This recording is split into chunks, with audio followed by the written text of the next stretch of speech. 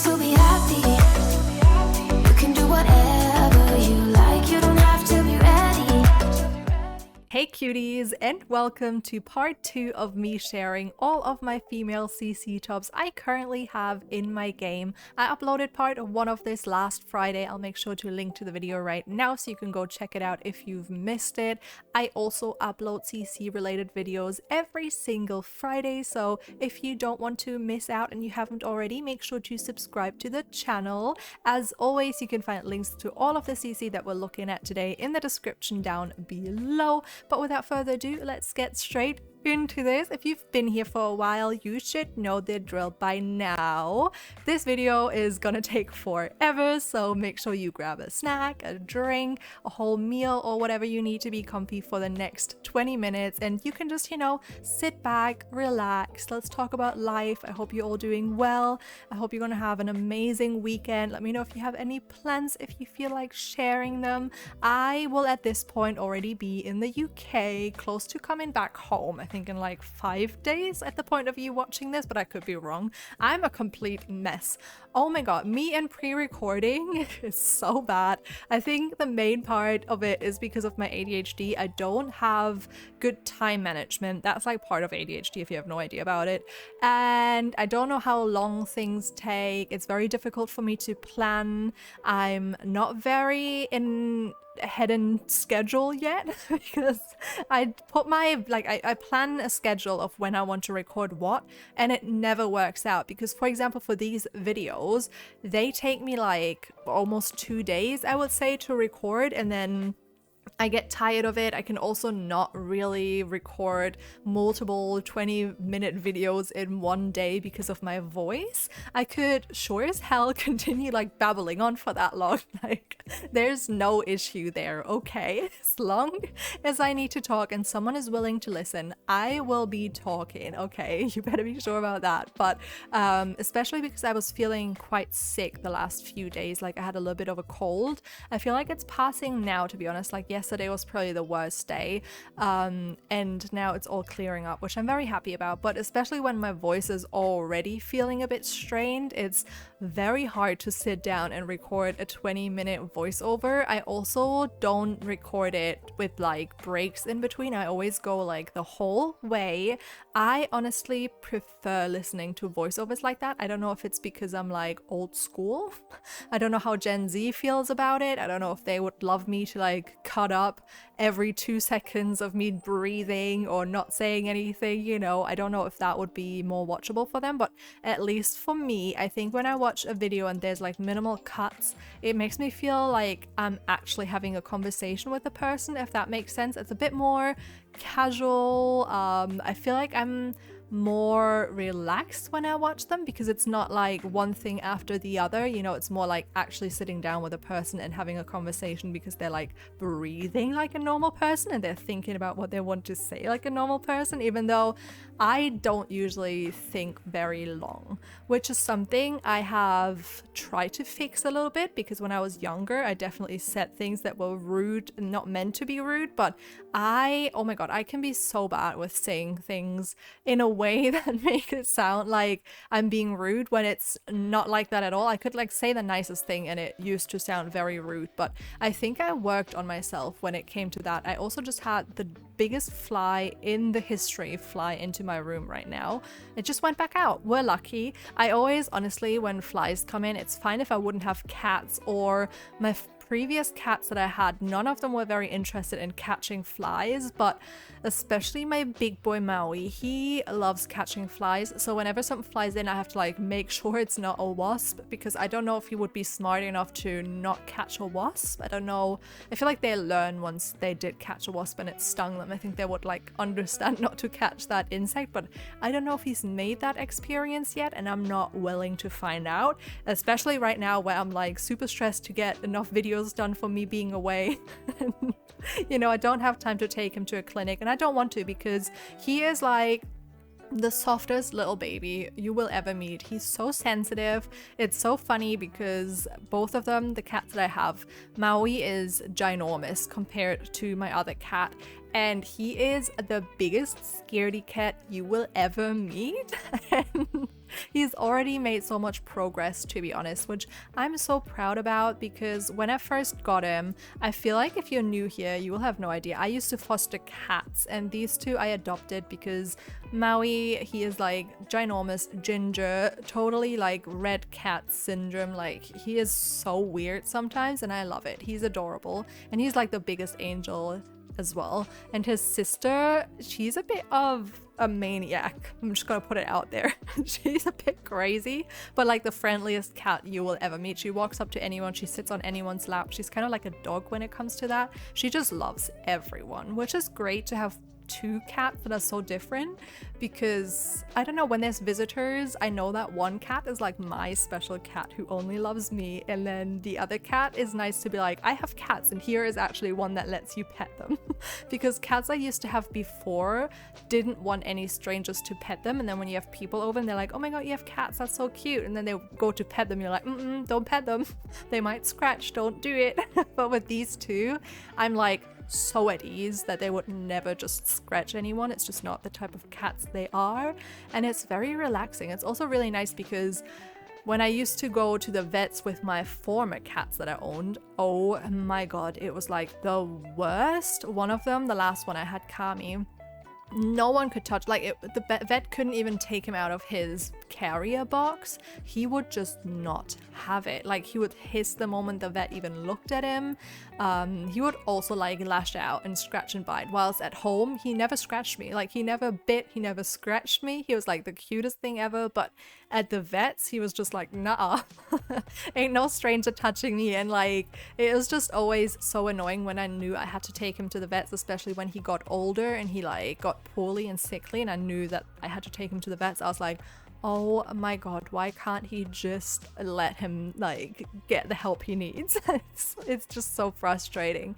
And I feel like with cats, I don't know how it is with dogs because I never had one. I don't know if you can kind of calm them down by talking to them at the vets, but I feel like most cats, if they're there, all they want is just to go home. There's like nothing you can do unless you have a cat that's like super focused on you or like very close to you and like has like the strongest bond ever. I feel like there's nothing you can do to calm their nerves. They just want to go home. In that regard, they're very much like me, just like a little home plant that loves to be home and doesn't want to be anywhere else. Maybe that's why I love cats so much. But these two are like so perfect at the vets. Even the shy one, he is so good at the vets. Like, the other time I went there with them, I asked the vet to weigh them because it's just good to know, and I'm sure they wouldn't let me hold them for that long and weigh them because we're at home, and at home they just do whatever they want to do, which is fair enough. I'm happy about that.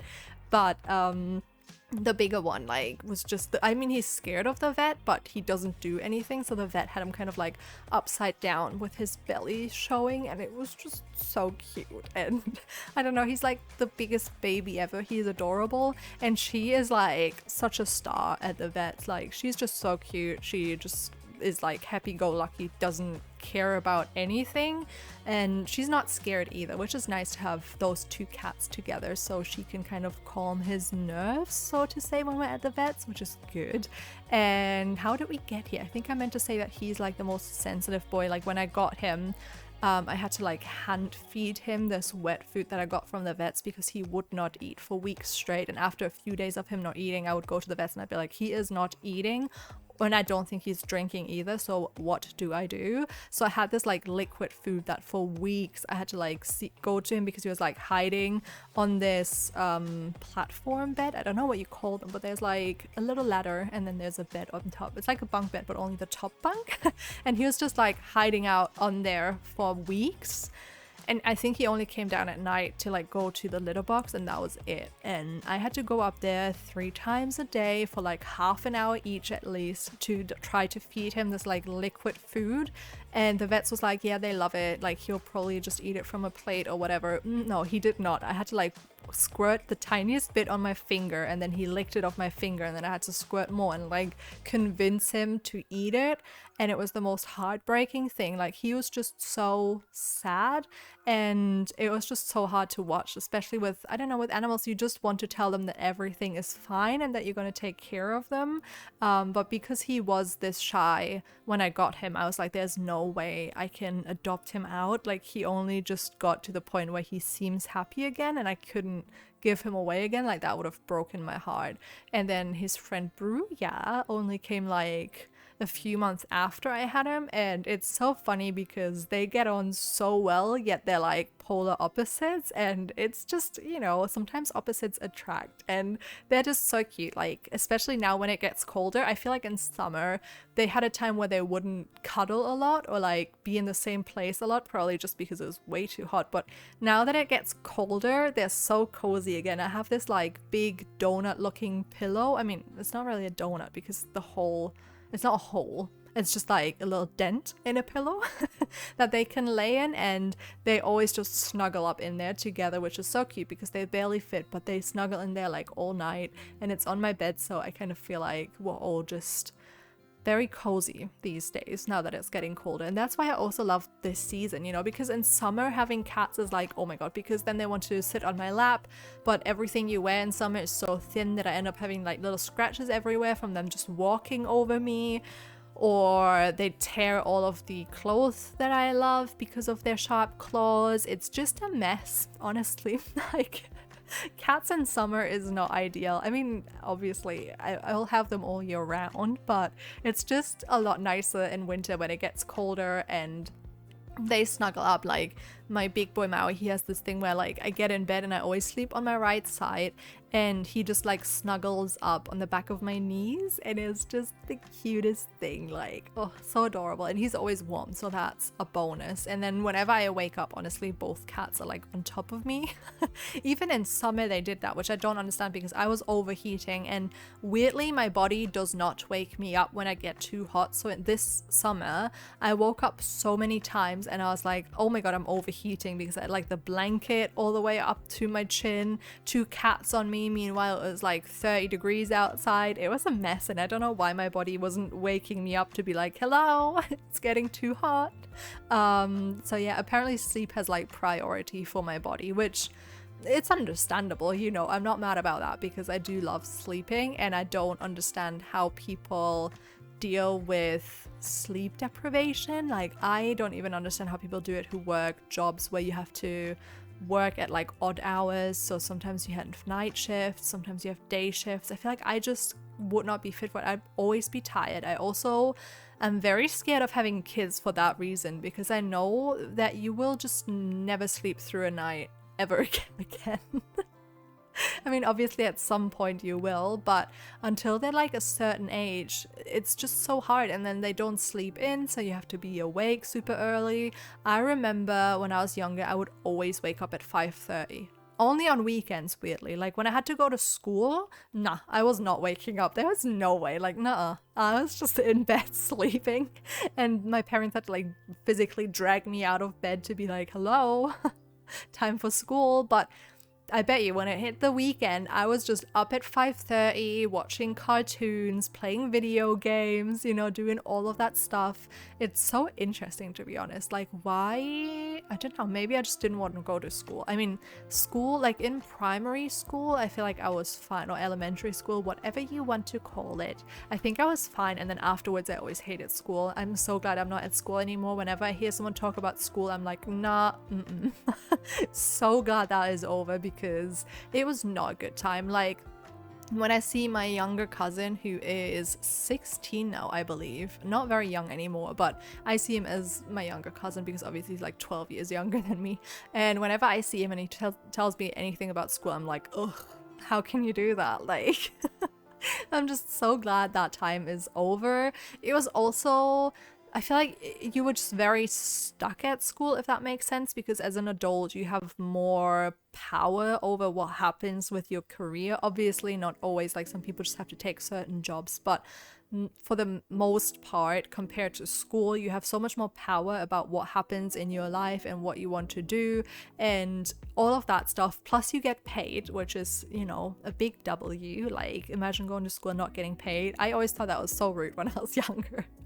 I mean, obviously, you don't get paid because your parents do everything for you, but at a certain age, you know, I think it would actually be fair when you get paid for studying, because I think in certain countries you actually do. I think I heard about like a Scandinavian country.